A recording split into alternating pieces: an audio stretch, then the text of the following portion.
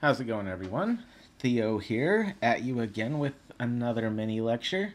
Thank you very much for all of your instruction manuals as well as your professional portfolios. I've been busy grading all of them, and most of you, many of you, I should say, not most yet, have gotten your reviewed documents.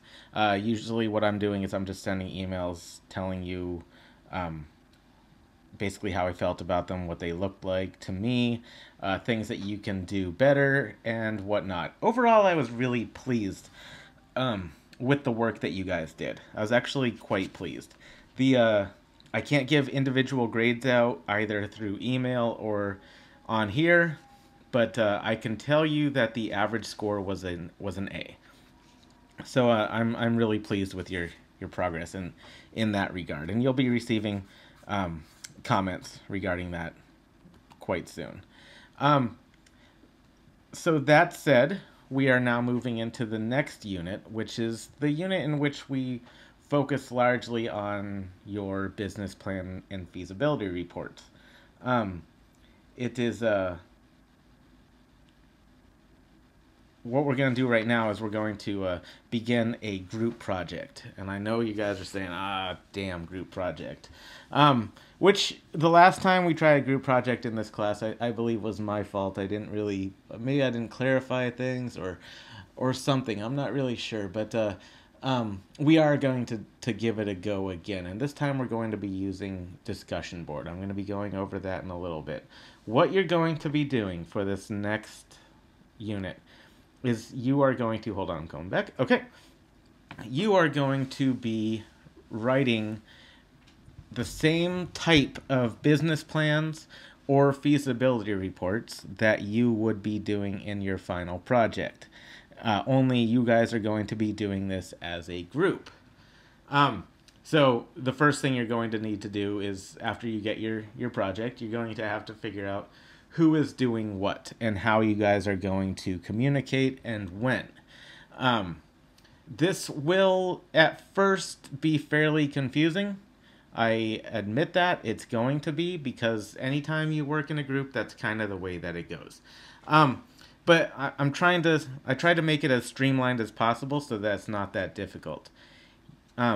Your task, like I said, is to create the same document. So it should be about the same size pages. There's probably about 5 people per group. So if you break apart the workload, it's really not that much work. So to begin the project, I want you to first click Tools, then Discussion Board. You're going to find that I've created, or I am creating in about 5 minutes here, different groups. And I've placed you guys within this group. Each group has been given a situation. Like, for instance, I might say the traffic on the Glen Highway is really difficult or is really congested. So you're going to have to figure out whether a business plan or a feasibility report would better suit your needs, which means you're going to have to gauge whether or not this is a public endeavor, meaning it's something that the government will control, or if it's something that is a private endeavor, which means that it is a business that will control that. Or both. There's intersections between those. But you're going to have to figure out which would work best. Okay? There's some things, some would argue, that the public sphere is doing, that the government is doing, that might be better done if the private sphere was doing, if it was a business doing it instead. An example, Amtrak, our national train system. It's run by the government largely, and whatnot. Some say that would be better as an entirely private industry. Same is true with a lot of things. Anyways, you guys can figure that out within a group. If you guys don't like the situation that I've given you, then you can choose something else within your group. Normally, I would, if this is a face-to-face class, I would, not a face-to-face class. If it's, in a traditional classroom that's not online, I would just put you guys in groups and have you guys decide what it is that you want to do. However, because it's an online class and it's difficult to communicate, and you guys are very busy people, from what I understand from the multiple emails I've gotten from you guys, and I respect that, by the way. I've decided I'm just going to go ahead and give you a situation. That way it's easier it's less time consuming. Okay? But if you want to do another option, go ahead and do that. Okay, the instructions for this. And again, you guys are creating a document that is the same as a final document that you will be writing in this class. The instructions for this project are the exact assignment sheets for the final project. So go to the assignment section and find the,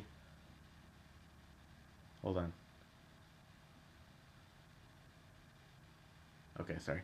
There was something going on outside. Go to the assignment section and find the assignment sheets and follow those instructions as a group. Okay? So I cannot be more clear than that. You will communicate entirely through the discussion board. I mean, you're welcome to meet face to face, but for the most part, I'm going to be monitoring and adding to the conversation as you work. My reasoning for this is you are graded primarily in this project by participation, and I'll go into that in a little bit. But the discussion board is a way for me to go in and look at who's doing what, who's being active, who's not being active, who's taken part, who's been given a task. Okay? Only divvy up tasks with the people that are actually interacting with you.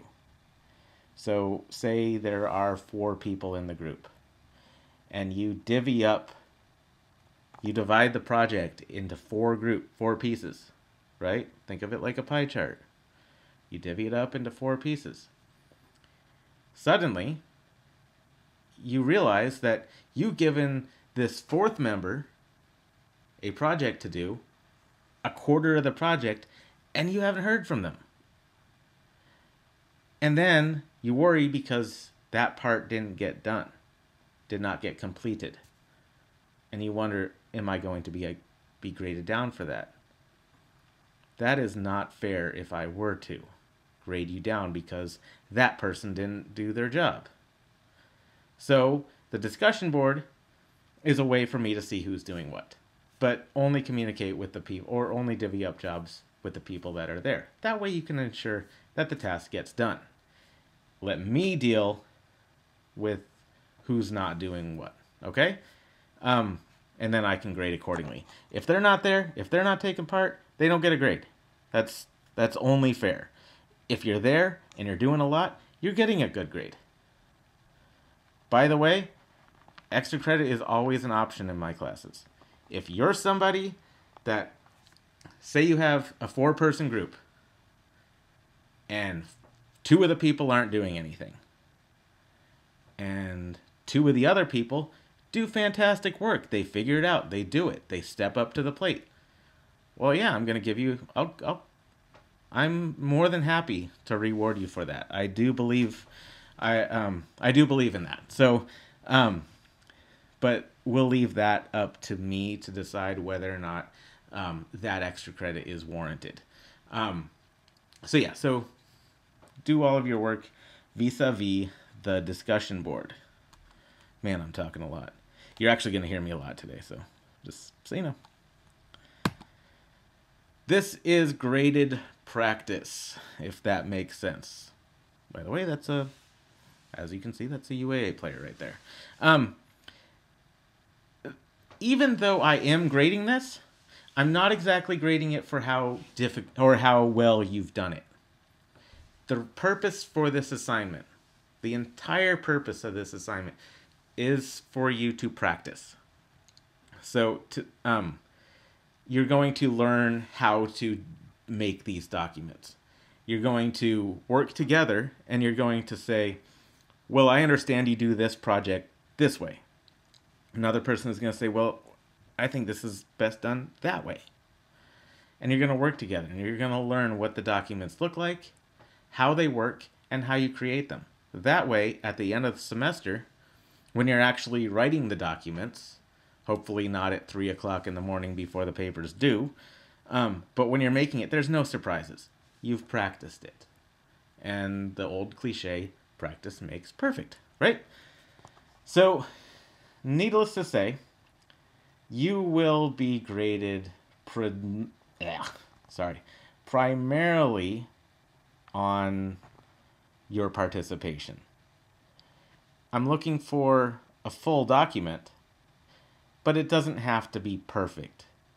If it's clear that you've been working at it and some things weren't exactly correct, I'm not going to grade you down for that. Okay, this is purely practice. Okay, but if it's pretty clear that since it's practice that you're not doing anything, then yeah, I'm going to grade you down for that. But like I said, my goal with this is for you to learn the ways that technical writing works. Okay? And one thing I'm going to be looking for throughout the conversation is how well you're navigating with the book. If you're actually using the book. The book is going to be your saving grace. Okay? As far as technical writing is concerned, your sentences, your construction, the way that you're building your arguments are going to be how you they're going to come straight from the book. Okay, so be using that. I'm not the type of instructor that sits there and says, are you reading? That type of thing. But it's pretty clear when you're not doing the reading. And the book is built to be used as a resource, as more of a, rather than a sit down and read, you refer to it. It's a reference. Okay? So I'm looking for between 15 to 25 pages. As per your regular paper. And I'm looking for you to divvy up the tasks really well. And then you're going to have a presentation, which is a 5-minute video or PowerPoint presentation, much like the one that I'm giving you right now. You could do it any way that you want. You can even videotape it if you want. I highly doubt any of you will do that. You can do it any way you want. But remember, your audience is not your class. I cannot stress that anymore. Your audience are the people to whom you are trying to persuade. So if you're doing a business plan you're trying to get funds, trying to get money. So you're going to be doing it to a bank. Feasibility report is to a board of directors. Okay? This is practice as well. Okay? As long as it's divvied up, it's practice. Okay? I'm okay. I'm not looking for perfection. I'm looking for progress and practice. Okay? All right, that's it for now for this one. Stay tuned. I'm going to hit you up with another thing. All right? All right. So hope you guys are doing well, and take care.